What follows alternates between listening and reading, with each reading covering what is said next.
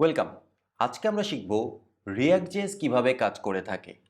React.js কিভাবে কাজ করে থাকে সেটা প্রপারলি বোঝার জন্য আমাদের সর্বপ্রথম যে কাজটা করতে হবে সেটা হচ্ছে আমাদের প্রিভিয়াস নলেজটাকে একটু রিক্যাপ করতে হবে।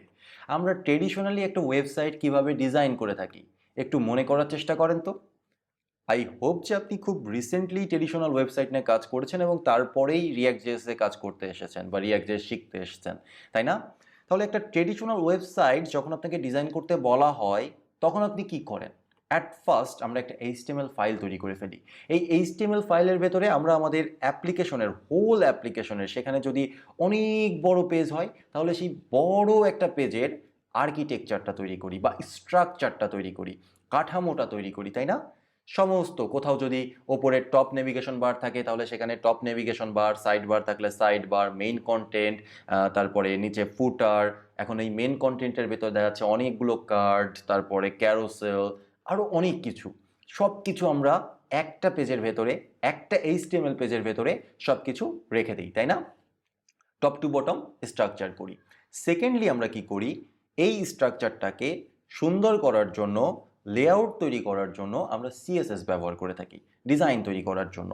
অ্যান্ড ফাইনালি যদি আমাদের পেজে কোনো ইন্টারাকশন থেকে থাকে, বাটন ক্লিক করলে কি হবে, ইউজার সার্চ করলে কি হবে, একটা ফর্ম সাবমিশন করলে কি হবে, সেগুলোতে যদি আমি ইন্টারঅ্যাক্টিভিটি যুক্ত করতে চাই, ইভেন পেজ স্ক্রোল করলে কি হবে সেটাও যদি আমি করতে চাই, তাহলে আমাদের এক্সট্রা করে একটা জাভাস্ক্রিপ্ট ফাইল নিতে হবে এবং সেখানে আমি কোড কমপ্লিট করব। এটা গেল একটা হোল পেজের, একটা মাত্র পেজের কাজ। আর আমাদের অ্যাপ্লিকেশনে যদি মাল্টিপল পেজ থাকে, অ্যাজ ইউজুয়াল যেটা থেকেই থাকে, সেজন্য আবার প্রতিটা পেজের জন্য একটা করে HTML ফাইল, একটা করে CSS ফাইল, একটা করে জাভাস্ক্রিপ্ট ফাইল আমাদেরকে নিতে হবে এবং লং আর্কিটেকচার হবে। এই ক্ষেত্রে দেখা যায় যে আমরা CSSটাকে একটা জায়গায় একটা গ্লোবাল CSS ফাইলের ভেতরে রাখি, HTML তো মাল্টিপল ফাইল তৈরি করতে হয়, জাভাস্ক্রিপ্টের জন্য মাল্টিপল ফাইল তৈরি করতে হয় এবং কোড বেসগুলো অনেক অনেক অনেক অনেক বড় হয়। দেখা যাচ্ছে যে CSS এর ভেতরে কয়েক হাজার লাইনের CSS কোড লেখা আছে, যেটা ডিবাগ করা কঠিন। HTML এর ভেতরে কয়েকশো লাইন, ইভেন হাজার লাইনের স্ট্রাকচার তৈরি করা হয়েছে, HTML কোড লেখা হয়েছে, জাভাস্ক্রিপ্টের ভেতরেও তাই। তো রিয়্যাক্ট টোটালি ডিফারেন্ট ওয়েতে কাজ করে থাকে। রিয়্যাক্ট আসলে এইভাবে করে একটা পেজ ডিজাইন করার পক্ষপাতী না। রিয়্যাক্ট বলে আমি ছোট ছোট অংশে কাজ করব। রিয়্যাক্টে যা কিছু আপনি দেখতে পান, যা কিছু আপনি ডিজাইন করবেন বা যা কিছু নিয়ে আপনি কাজ করবেন সেটাই হচ্ছে component. Everything in React.js is a component. এই কথাটা আপনার মাথার ভেতরে বসায় নিতে হবে যে রিয়্যাক্টে যখন আমি কাজ করতে চাইবো তখনই আমাকে কম্পোনেন্ট নিয়ে কাজ করতে হবে। তাহলে এখন কোশ্চিন থেকে যেতে পারে যে ভাইয়া কম্পোনেন্টটা কি? কম্পোনেন্ট হচ্ছে একটা টুকরা, ইউআই, এই small piece of UI, user interface, ছোট্ট। ফর এক্সাম্পল এই একটা কম্পোনেন্ট বলতে একটা বাটন হতে পারে, একটা কম্পোনেন্ট বলতে একটা কমেন্ট বক্স হতে পারে, একটা কম্পোনেন্ট বলতে একটা লিস্ট আইটেম হতে পারে। যত ছোট আপনি কল্পনা করতে পারেন তত ছোটই একটা কম্পোনেন্ট হতে পারে। আমরা একটা কম্পোনেন্টকে রিইউজ করতে পারি, একটা কম্পোনেন্ট আমরা আদার কম্পোনেন্টের সাথে ব্যবহার করতে পারি। ফর এক্সাম্পল যে আমাদের একটা পেজে, আমাদের শেয়ার বাটন আছে, সেই শেয়ার বাটনটা আপনার মাল্টিপল পেজে দরকার। আমরা সেটা রিয়্যাক্টে করতে পারি যে একবারই ডিজাইন করব, কোড ডুপ্লিকেট না করে মাল্টিপল পেজে ব্যবহার করব। যদিও এই পেজগুলো রিয়্যাক্টের ভাষায় কম্পোনেন্ট, এগুলো একটু বড় কম্পোনেন্ট, কিন্তু এখানে এগুলো, এই পেজগুলো কম্পোনেন্ট। আমি একটা জায়গায় শেয়ার বাটনের জন্য বা শেয়ার করার জন্য একটা কম্পোনেন্ট তৈরি করলে সেটা যদি আমি 100টা পেজে ব্যবহার করতে চাই বা 100টা আদার কম্পোনেন্টে ব্যবহার করতে চাই তাহলে সেটাও রিয়্যাক্টে পসিবল। তাহলে আমার মাল্টিপল কোড তৈরি করতে হলো না, মাল্টিপল ফাইল তৈরি করতে হলো না, একই কোড মাল্টিপল জায়গায় ইমপ্লিমেন্ট করতে হলো না। এরপরে আসে we can pass data to it from outside. অর্থাৎ একটা কম্পোনেন্ট তৈরি করার সময় আমি বাইরে থেকে ডেটা অ্যাকসেপ্ট করার একটা ক্যাপাসিটি রেখে দিতে পারি। অর্থাৎ যদি আমার ডেটা চেঞ্জ হয়ে যায়, শেয়ার বাটনের লিঙ্কটা চেঞ্জ হয়ে যায়, একটা পেজের জন্য শেয়ার বাটন একটা, সেকেন্ড পেজের জন্য শেয়ারের লিঙ্কটা আলাদা, তাহলেও আমি সেটা করতে পারি, কারণ আমার বাইরে থেকে ডেটা ইনজেক্ট করার বা ডেটা পুশ করার একটা সিস্টেম এখানে থাকে। একটা কম্পোনেন্টের নিজস্ব ডেটাও থাকে। এই ডেটাটা খুবই ইম্পর্ট্যান্ট। একটা কম্পোনেন্টের বাইরে থেকে যেমন ডেটা আসাটা ইম্পর্ট্যান্ট, ঠিক তেমনি একটা কম্পোনেন্টের নিজস্ব ডেটা থাকাটাও ইম্পর্ট্যান্ট। সেগুলো স্টেট ম্যানেজ করতে সাহায্য করে। It can be styled separately, এটা খুবই ইম্পর্ট্যান্ট পয়েন্ট। আমার গ্লোবাল একটা বড় হাজার হাজার লাইনের সিএসএস কোড বা সিএসএস ফাইল তৈরি করে রাখার কোনো দরকার নেই। আমি ইন্ডিভিজুয়ালি ছোট্ট একটা কম্পোনেন্টের জন্য ছোট্ট একটা ফাইল সিএসএস ফাইল তৈরি করতে পারি, ইভেন ইনলাইন ভাবেও করতে পারি, ইভেন জাভাস্ক্রিপ্টের ভেতরেও সিএসএস লিখতে পারি, এখন সেই সব সিস্টেম আছে।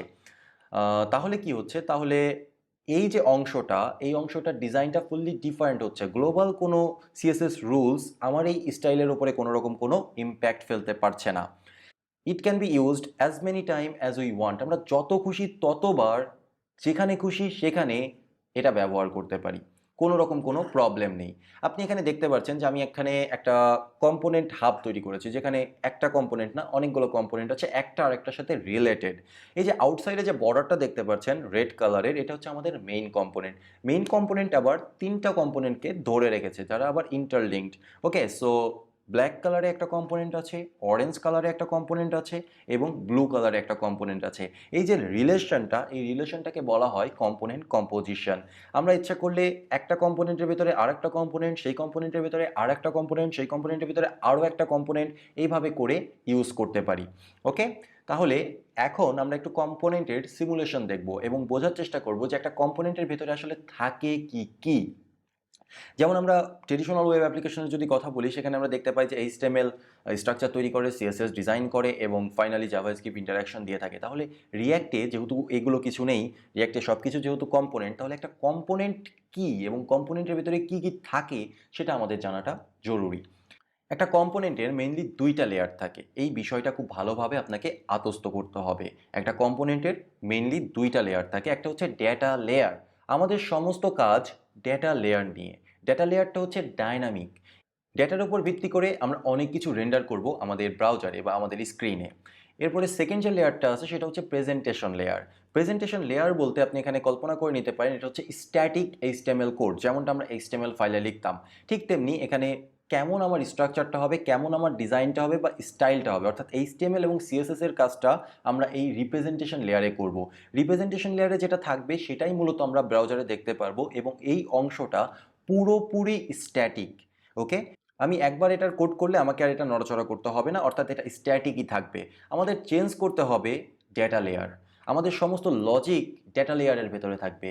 আমাদের টাস্কটাই হচ্ছে ডেটা লেয়ারের ওপরে ভিত্তি করে রিপ্রেজেন্টেশন লেয়ারটা তৈরি করা, যেন ভবিষ্যতে যদি কখনো ডেটা চেঞ্জ হয় অটোমেটিক্যালি রিপ্রেজেন্টেশন লেয়ার চেঞ্জ হয়ে যায়। আপাতত দেখা যাচ্ছে যে আমার 5টা লিস্ট আইটেম আছে, সো ব্রাউজারে 5টা লিস্ট আইটেম দেখাবে। যখন আমি ডেটাটাকে চেঞ্জ করে দিব অ্যানিহাও, দেখা যাচ্ছে সার্ভার লোড করলাম বা একটা নতুন ফর্ম ইনপুট করলাম, ফর্মের মাধ্যমে নতুন একটা ডেটা ক্রিয়েট করলাম, যাই করি ডেটাটা যখন 6টা হয়ে যাবে আমি শুধু ডেটার অ্যারেতে গিয়ে একটা নতুন ডেটা এন্ট্রি দিয়ে দেব। আমি কিন্তু রিপ্রেজেন্টেশন লেয়ার নিয়ে কাজ করব না, যেহেতু ডেটাটা 6টা হয়ে গেছে, একটা ডেটা বৃদ্ধি পেয়ে গেছে, সেহেতু কি হবে, রিপ্রেজেন্টেশন লেয়ার অটোমেটিক্যালি আপডেট নিয়ে নেবে। তাহলে আমাদের এখানে মাথায় রাখতে হবে যে আমরা রিপ্রেজেন্টেশন লেয়ার একবার তৈরি করার পরে আমরা সেখানে আর হাত দিব না। আমাদের যত ডাইনামিক কাজ করা দরকার, ইন্টারঅ্যাক্টিভিটি যুক্ত করা দরকার, চেঞ্জ দরকার, নতুন কোনো সাইড ইফেক্ট দরকার, সব কিছু আমরা করব ডেটা লেয়ারে। ডেটা লেয়ারে সমস্ত লজিক যাবে। রিপ্রেজেন্টেশন লেয়ার হচ্ছে একটু আগে যেটা বলছিলাম স্ট্যাটিক এইচটিএমএল, যখন ডেটা চেঞ্জ হবে তখন এটা অটোমেটিক্যালি আপডেট হবে। আর এটাই তো রিয়্যাক্টের সবচাইতে বড় বৈশিষ্ট্য। রিপ্রেজেন্টেশন লেয়ারে আমাদের হাত দেওয়ার কোনো রকম কোনো প্রয়োজন নেই। তাহলে রিয়্যাক্টে আমাদের মেইন রেসপন্সিবিলিটি কি দাঁড়াচ্ছে? আমাদের রিয়্যাক্টে মেইন রেসপন্সিবিলিটি দাঁড়াচ্ছে যে একটা স্ট্যাটিক ভিউ জেনারেট করতে হবে বা একটা রিপ্রেজেন্টেশন লেয়ার তৈরি করতে হবে, যেটা একটা ছোট্ট ছোট্ট ইউআই তৈরি করব আমরা একটা কম্পোনেন্টের ভেতরে, এবং এই কম্পোনেন্টটা ডিপেন্ড করে থাকবে ডেটার উপরে। ডেটা যখন চেঞ্জ হবে অটোমেটিক্যালি সব কিছু চেঞ্জ হয়ে যাবে, অটোমেটিক্যালি আমাদের রিপ্রেজেন্টেশন লেয়ার আপডেট হবে। নতুন ডেটা যদি অ্যাড হয় তাহলে রিপ্রেজেন্টেশন লেয়ার সেই নতুন ডেটার জন্য একটা ভিউ জেনারেট করবে। আবার যদি একটা ডেটা রিমুভ হয়ে যায় তাহলে সেই রিমুভ হওয়ার পরে আমাদের ভিউটা যেমন হওয়ার কথা ঠিক তেমনই জেনারেট হবে। সো পেজ রিফ্রেশের কোনো রকম কোনো প্রয়োজন নেই। এখন কোশ্চিন হচ্ছে যে আমরা কম্পোনেন্ট ব্যবহার করে ছোট ছোট ইউআই তো তৈরি করব, কিন্তু এই ছোট ছোট ইউআইগুলোকে জয়েন্টটা করব কোথায়, অ্যাসেম্বলি করব কোথায়? একটা জায়গা তো আমাদের দরকার পড়বে যেখানে আমরা সবগুলো কম্পোনেন্টকে নিয়ে এসে রাখবো, যার ফলে আমাদের ফুল অ্যাপ্লিকেশনটা দেখা যাবে। এই ছোট ছোট কম্পোনেন্টগুলো দিয়ে তো আর ওয়েবসাইট হবে না, কম্পোনেন্টগুলোকে তো কোনো না কোনো জায়গায় জোড়া লাগাতে হবে। তাহলে জোড়াটা লাগাবো কোথায়, তাই না? এটা তো আপনাদের মনে এখন ঘুরপাক খাচ্ছে। এটা ইজি, খুবই ইজি। যে কোনো রিপ্রেজেন্টেশন লেয়ারে যে কোনো কম্পোনেন্টের যে কোনো রিপ্রেজেন্টেশন লেয়ারে আপনি অন্য একটা কম্পোনেন্টকে রেন্ডার করতে পারেন। অর্থাৎ আপনার কম্পোনেন্ট এ আছে, একটা ছোট্ট কাজ করছে, দেখা যাচ্ছে যে কম্পোনেন্ট বি কম্পোনেন্ট এ এর জন্য ছোট্ট একটা কাজ করছে, তাহলে কম্পোনেন্ট এ এর ভেতরে আপনি কম্পোনেন্ট বি কে রেন্ডার করতে পারবেন, তখন দুইটা একই সাথে রেন্ডার হবে। ওকে, এখন আমরা ভালো করে বোঝার চেষ্টা করি মাল্টিপল কম্পোনেন্ট দিয়ে মাল্টিপল কম্পোনেন্ট কিভাবে একে অন্যের সাথে জয়েন হয় এবং কোথায় জোড়া লাগে এবং কোথায় অ্যাসেম্বলি হয়ে একটা ফুল অ্যাপ্লিকেশন তৈরি হয়। ফর এক্সাম্পল, এখানে যে রেক্টেঙ্গেলটা দেখতে পাচ্ছেন সেটা হচ্ছে মেইন কম্পোনেন্ট। আমার আরও দুইটা কম্পোনেন্ট আছে, যেই দুইটা কম্পোনেন্ট আমার মেইন কম্পোনেন্ট কি করবে, রিপ্রেজেন্টেশন লেয়ারের ভেতরে কম্পোজ করবে বা রেন্ডার করবে। এটাকে আমি ধরলাম component, child component, just simply child component. এখানে আমার মেইন কম্পোনেন্টের বডির ভেতরে রিপ্রেজেন্টেশন লেয়ারের ভেতরে আমি আরও দুইটা কম্পোনেন্টকে রেন্ডার করলাম। এখন এই চাইল্ড কম্পোনেন্টের ভেতরেও আমি যদি ইচ্ছা করতাম তাহলে কি করতে পারতাম, আরও চাইল্ড কম্পোনেন্ট অ্যাড করতে পারতাম, তার চাইল্ডের ভেতরে আরও চাইল্ড আমি অ্যাড করতে পারতাম। এভাবে করেই মূলত রিয়্যাক্ট কম্পোনেন্টগুলো কাজ করে থাকে বা কম্পোজ করা হয়ে থাকে। সো এখনও যদি বুঝতে সমস্যা হয় তাহলে চিন্তা করার কোনো কারণ নেই, কারণ আমরা যখন হাতে কলমে কাজ করব, হাতে কলমে কোড করে ব্যাপারগুলো বুঝবো, তখন অনেক ইজি হয়ে যাবে ব্যাপারটা। জাস্ট এখানে আমি একটা হাই লেভেল ওভারভিউ আপনাদেরকে দেওয়ার চেষ্টা করছি যেন আপনাদের বুঝতে সহজ হয় পরবর্তীতে। এখন এখানেও একটা প্রবলেম রয়ে গেছে। প্রবলেমটা কি? এখানে যে আপনি কম্পোনেন্টগুলো দেখতে পাচ্ছেন, যদি আমি এভাবে করে কম্পোনেন্টের হায়ারার্কি তৈরি করি বা রিপ্রেজেন্টেশন তৈরি করতে চাই তাহলে একটা মেস তৈরি হয়ে যাবে, কারণ আমার একটা প্রজেক্টে কয়েকশো কম্পোনেন্ট থাকতে পারে। ইন দ্যাট কেস এই রিপ্রেজেন্টেশনটা আসলে পারফেক্ট না। এর জন্য আমাদের কম্পোনেন্ট ট্রি তৈরি করতে হবে। কম্পোনেন্ট আসলে ট্রি ডাটা স্ট্রাকচারের মতোই কাজ করে থাকে। এখানে আমি একটা কম্পোনেন্ট ট্রি তৈরি করেছি এবং আপনাদেরকে জাস্ট বোঝানোর জন্য রিপ্রেজেন্ট করছি যে আমার মেইন কম্পোনেন্টের দুইটা চাইল্ডের ভেতরে চাইল্ড এ, চাইল্ড বি আপনি এভাবে ধরতে পারেন। আবার এই চাইল্ডগুলোর ভেতরে আরও দুইটা কম্পোনেন্ট আছে, আবার চাইল্ড বি এর ভেতরেও আপনি ধরতে পারেন, এখানেও আরও দুইটা কম্পোনেন্ট আছে। এখন এই চাইল্ডগুলোর ভেতরে দুইটা কম্পোনেন্ট থাকবে না একটা কম্পোনেন্ট থাকবে নাকি শতাধিক কম্পোনেন্ট থাকবে, সেটা তো আসলে আমার অ্যাপ্লিকেশনের উপরে ডিপেন্ড করছে।